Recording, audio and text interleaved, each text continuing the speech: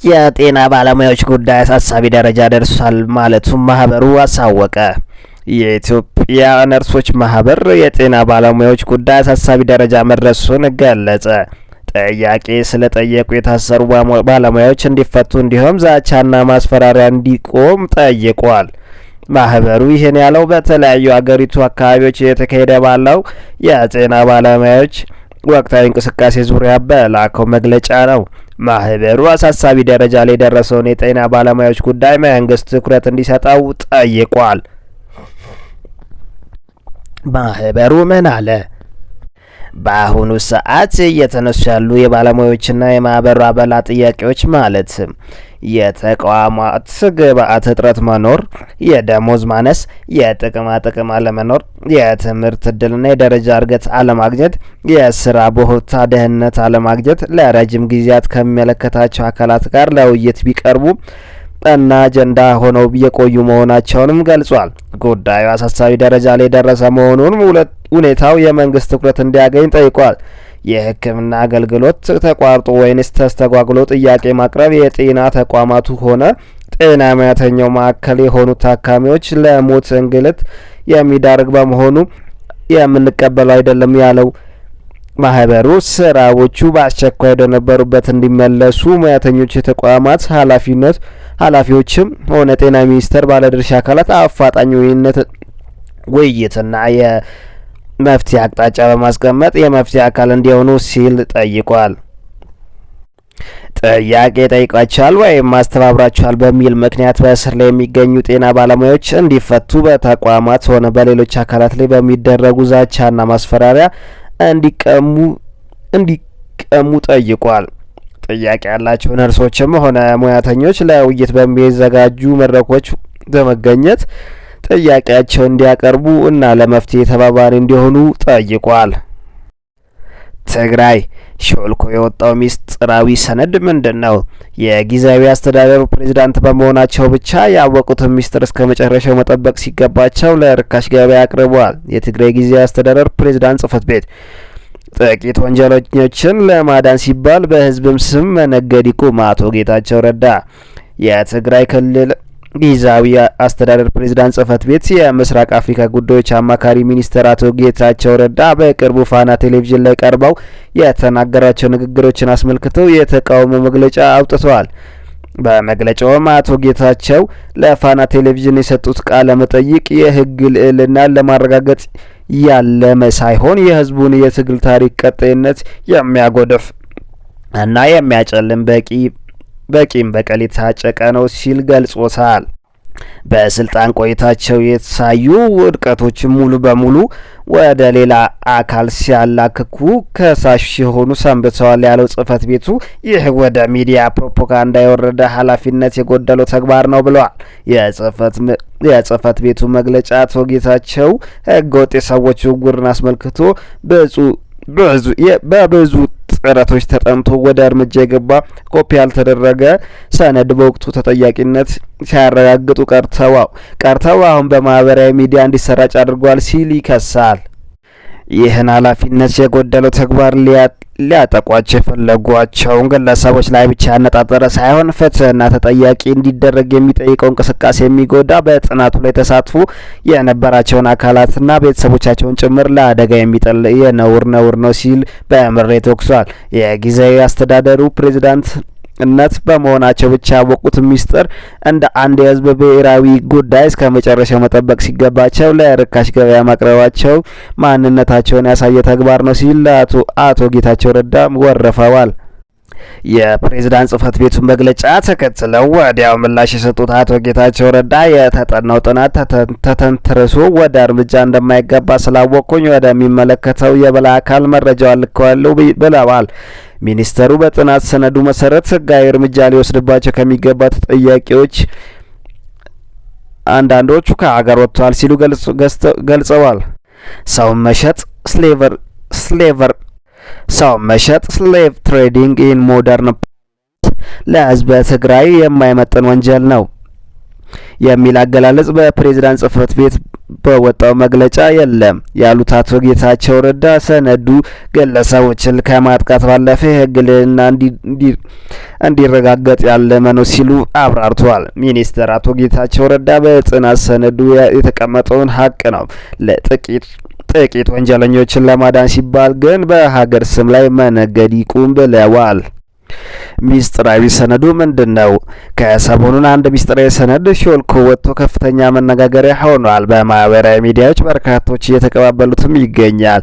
ሚስጥራዊ ሰነዱ የህገ ወጥ የሰዎች ዝውውር፣ በብዛት ኤርትራውያን በህገ ወጥ መንገድ ማዘዋወር የሚመለከትና ሌሎችም ጉዳዮች ላይ የተጠና ሰነድ ሲሆን በ4 ክፍሎች የተከፋፈለ 69 ገጾች አሉት።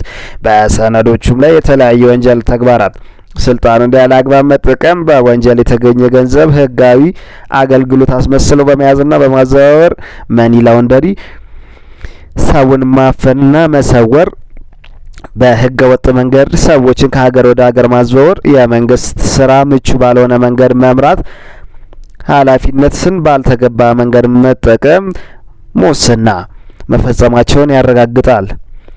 በሰነዱ በተጠቀሱ የወንጀል ተግባራት በሰራዊት አመራር ያሉ የነበሩ ጀነራል ማዕረግ ካላቸው ከፍተኛ ወታደራዊ መኮንኖች እስከ ቀበሌ አመራር ያሉ አስተዳደርና ነጋዴዎች፣ ሌሎች የሚገባቸው 231 ተጠርጣሪዎች በስምና አድራሻዎችም ተጠቅሷል። ሰነዱ በህገ ወጥ መንገድ የተዘዋወሩ ኤርትራውያን ስም፣ የተዘዋወሩበት ቦታና ቀን፣ ያረፉባቸው ሆቴሎች እንዲሁም ለህገ ወጥ ዝውውሩ ገንዘብ ገቢ ያደረጉባቸውን የባንክ የሂሳብ ቁጥሮችም ሰፍሯል። የጥናት ሰነዱ የሰው ማስረጃ፣ የድምጽ ቅጂ እንዲሁም በድብቅ የተቀረጸ ምስል ያካተተ እንደሆነ ይዘረዝራል። በሰነዱም በቀንደኛ ተጠርጣሪ ከተጠቀሱ ከፍተኛ መኮንኖች አንዱ የሆኑት ተወልደ ገብረ ትንሳኤ አንበበ በቅርቡ ከሀገር የወጣችው የሚኒስትር አቶ ጌታቸው ረዳ በቅርብ ከፋና ቴሌቪዥን በነበራቸው ቆይታ ጠቅሰዋል። ብሔራዊ ባንክ ከ700 ሚሊዮን ዶላር የፋይናንስ ማጠናከሪያ ፕሮጀክት 250 ሚሊዮን ዶላር ለንግድ ባንክ አስተላለፈ። የኢትዮጵያ ብሔራዊ ባንክ በዓለም ባንክ የገንዘብ ድጋፍ የሚደረግለት የ700 ሚሊዮን ዶላር የፋይናንስ ዘርፍ ማጠናከሪያ ጀመሩን ያሳወቀ ሲሆን ከዚህ ውስጥ የመጀመሪያው 250 ሚሊዮን ዶላር ለኢትዮጵያ ንግድ ባንክ ተላልፏል። ይህ ፕሮጀክት በኢትዮጵያ ፋይናንስ ፎረም ላይ ይፋ የተደረገ ሲሆን በብሔራዊ ባንክ፣ በንግድ ባንክ እና በልማት ባንክ የሚተገበረውን ፕሮጀክቱ ኢትዮጵያ ውስጥ ይበልጥ ጠንካራ ዘላቂ የፋይናንስ ዘርፍ ለመገንባት በምታደርገው ጉዞ ላይ ትልቅ እርምጃ እንደሆነም ተገልጿል። ይህ ወሳኝ ተነሳሽነት የፋይናንስ ዘርፍ መረጋጋት በማሳደግ ለረጅም ጊዜ ልማት ትልቅ አስተዋጽኦ ይኖረዋል ተብሏል። ግልገል በለስ በትራፊክ አደጋ የሟቾችን ቁጥር 19 ደረሰ። ለ3 ተከታታይ ቀናት የሀዘን ቀን እንዲሆን ተወስኗል። ግንቦት 10 2017 ዓ.ም በግልገል በለስ ከተማ አስተዳደር ከጠዋቱ 3:15 ላይ አንድ ሎቤድ ከላይ እስካቫተር መኪና የጫነ በቴክኒክ ብልሽት መስመር ስቶ ሁለገብ ሆቴል ላይ ሻይ ቡና በመጠቀም ያሉትንና በመንገድ ዳር በግል ስራ ከነበሩ ሰዎች ላይ በመውጣት የሰው ሕይወትና ከፍተኛ የንብረት ጉዳትን አድርሷል። የግልገል በለስ ከተማ ኃላፊ ኮማንደር ታዬ ጉርሜሳ እንደገለጹት ሰሌዳ ቁጥር ኢቲ 17196 የሆነ እስካቫተርን የጫነ ሎደር ከቻግኒ ከተማ ተነስቶ ግልገል በለስ ከተማ ሲደርስ ፍሬን መቆጣጠር ባለመቻሉ አደጋው ሊከሰት መቻሉን ገልጸዋል። በአደጋው የሞቱ ሰዎች ቁጥር ወንድ 17 ሴት 2 ድምር 19 ሲሆን ከባድና ቀላል ጉዳት የደረሰባቸው ወንድ 11 ሴት 2 ድምር 13 ሰዎች ሆስፒታል በሕክምና ላይ የሚገኙ ሲሆን በንብረት ላይ የደረሰ ጉዳት 55 ሚሊዮን 500 ሺህ ብር የሚሆን ንብረት ላይ ውድመት መድረሱን የግልገል በለስ ከተማ አስተዳደር ፖሊስ መምሪያ ኮማንደር ታዬ ጉርሜሳ ገልጸዋል። የመተከል ዞን አስተዳደር በግልገል በለስ ከተማ የደረሰውን የመኪና አደጋ ምክንያት በማድረግ ለ3 ቀናት በሀዘን ታስቦ እንደሚውል የገለጸ ሲሆን በዚሁም መሰረት በመተከል ዞን የሚገኙ የንግድ ድርጅቶች፣ ሆቴሎች ከነገ ጀምሮ ለ3 ተከታታይ ቀናት ምንም አይነት ሙዚቃ መክፈት በሀዘን አስበው እንዲውሉ አሳስበዋል።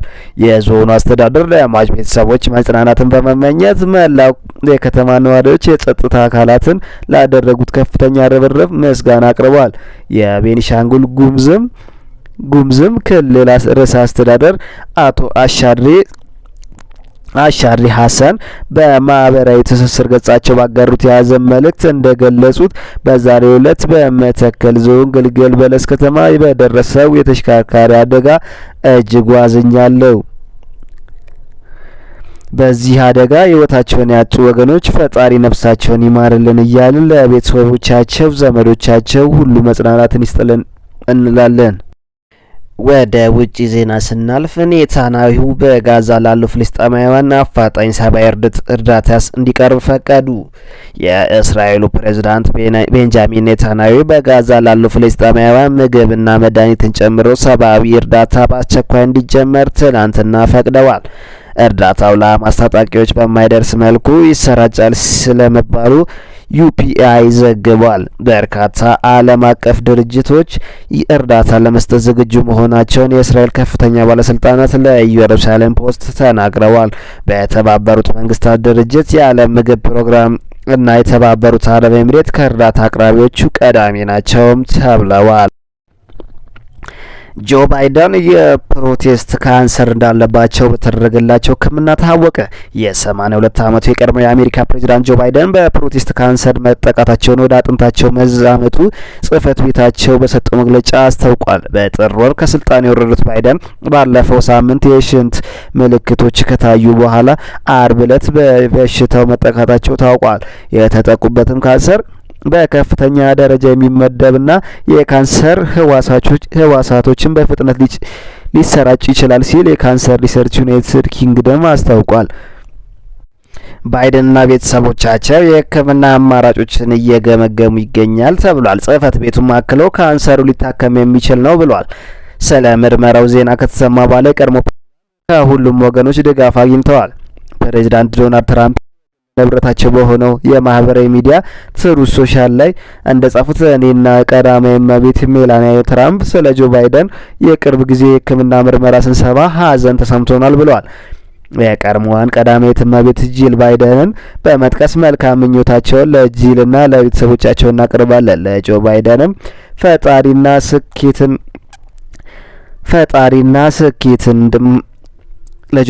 ፈጣሪና ስኬትን ማገገምን እንመኛለን ሲሉ ትራምፕ አክለዋል።